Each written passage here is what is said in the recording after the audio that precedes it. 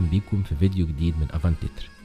ويس أندرسون أشيك راجل في العالم، ديكور وملابس وكمية تفاصيل مذهلة، باليتة ألوان ما فيهاش لون واحد من براها، وحركات كاميرا متخططة بعناية شديدة، وتكوينات بالغة الإحكام والسيمترية. بس للأسف كل الامتيازات الشكلية دي ساعات بتغطي على أفلامه وبتسهل وصفها بالسطحية أو التعامل معاها كإعلانات مدتها ساعتين، مجرد صورة جميلة. وعشان كده في الفيديو ده هنحاول نشوف ويس أندرسون بطريقة مختلفة كمخرج محترف في الحكي والسينما. ويس أندرسون عمل 9 أفلام طويلة، منهم فيلمين تحريك بتقنية الستوب موشن، هما فانتاستيك مستر فوكس وفيلمه الأخير آيل اوف دوجز. في أول فيلم ليه اللي هو بوتل روكيت ما كانش لسه أسلوبه البصري وصل للدرجة دي من الإتقان، يمكن لأن الفيلم اتعمل بميزانية متواضعة نسبيا مقارنة بالأفلام اللي بعد كده، لكن مع كل فيلم عمله فأسلوبه البصري فضل يتطور من فيلم للتاني لغاية ما وصل في جراند بودابست لذروة إتقانه. والستايل الواضح ده وإتقان الصورة خلاه أحد أكثر المخرجين تأثيرا في العالم، واللي شاف فيلم لا مؤاخذة لعمرو سلامة هيلاحظ التأثر ده في الديكور وتكوين الكادرات والألوان وحتى الموسيقى التصويرية. من أول فيلم لويس أندرسون لآخر فيلم في تيمات متكررة في أفلامه بتستكشف مناطق حساسة جدا من النفس البشرية، الأطفال والمراهقين وتحولهم لبالغين، وعلاقة الابن بالأب اللي اتكررت تقريبا في كل أفلامه. في أفلام ويس أندرسون الأطفال هم الناس العاقلين الناجحين اللي بيتحملوا المسؤولية، بينما الكبار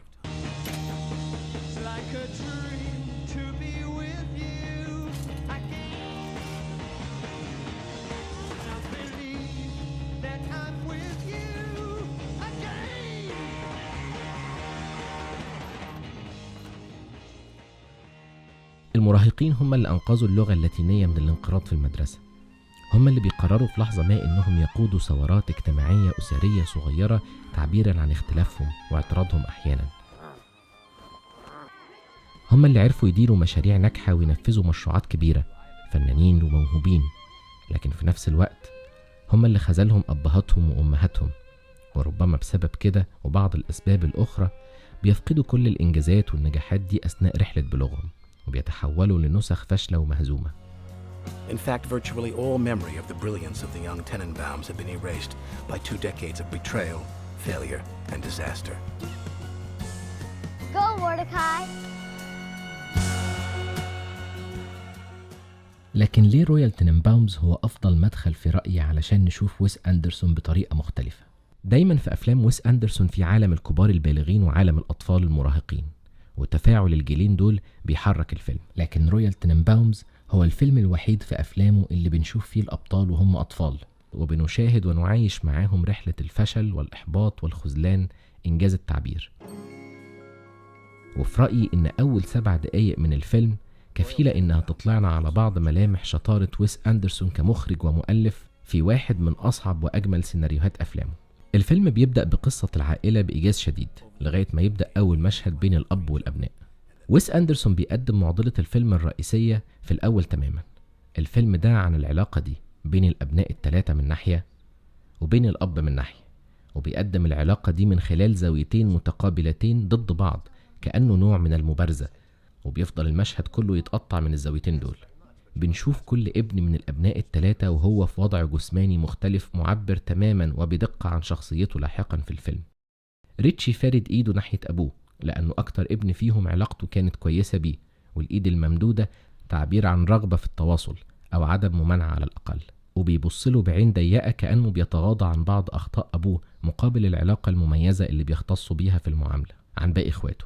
تشاز مربع إيده وفارد ظهره في إشارة واضحة على العداء والدفاعية والتحدي، لكن مارجو بتبص لتحت في انكسار واضح عانت منه بسبب معاملة الأب اللي كان بيقدمها دايما بصفة إنها بنته بالتبني. وبالإضافة للإشارات الجسدية دي هنلاقي إن الحوار بيأكد الشخصيات وإحساسنا بيها. Do you still love us? You still love Mom? Was it our fault? بعد كده بيكمل تقديم الشخصيات بمزيد من التفاصيل اللي بتشرح نبوغهم وتفوقهم والمواقف اللي أدت لضياع كل النبوغ ده، وبيقدم العلاقات المتشابكة الرئيسية زي علاقة ريتشي ومارجو بطريقة بصرية خالصة من غير ما يشير إليها بالفويس أوفر على الإطلاق، زي اللقطة دي اللي بنشوف فيها رسومات ريتشي المتعددة لمارجو، وهي العلاقة الأساسية يمكن في الفيلم اللي بيبدأ بيها أول مشهد بعد التترات.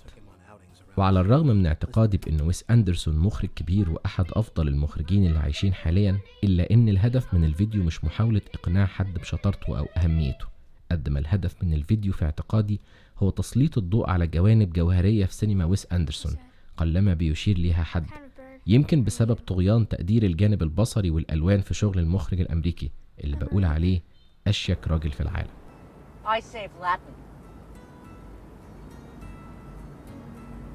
What did you ever do?